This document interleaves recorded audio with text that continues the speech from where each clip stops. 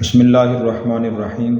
جیسے اپنی اولاد کی پرورش کرنا، ان کی اچھی تعلیم و تربیت کرنا عظیم الشان نیکی ہے، اسی طرح اگر اپنے گھر میں کوئی یتیم ہو، مثلاً اپنا کوئی بھائی فوت ہو گیا یا بہنوئی فوت ہو گیا، اپنا بھتیجا ہو، اپنا بھانجا ہو، یتیم ہو، ان یتیم بچوں کی پرورش کرنا اور اچھی تعلیم و تربیت کے انتظام کرنا، یہ بھی عظیم الشان نیکی ہے، اور نبی کریم صلی اللہ علیہ وسلم نے اس کی ترغیب دی ہے۔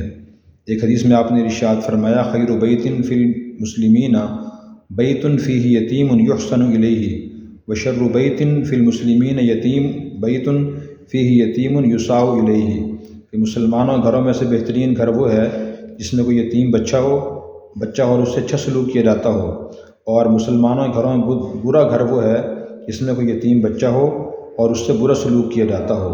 اس لیے ہمیں ہر یتیم بچے سے خاص طور پر اچھا سلوک کرنے کی کوشش کرنی چاہیے۔ ایک صحابی نے عرض کیا کہ یا رسول اللہ، میرے دل میں سختی ہے، تو آپ فرمائیے اس کا علاج کیا ہے، نرمی کیسے پیدا ہوگی؟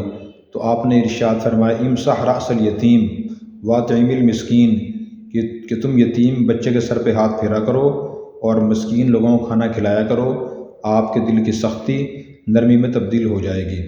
اور قرآن کریم میں اللہ تعالیٰ نے فرمایا، فَأَمَّا الْيَتِيمَ فَلَا تَقْهَرْ، کہ یتیم پر بلا وجہ غصہ نہ کیجیے، اس کو نہ ڈانٹیے۔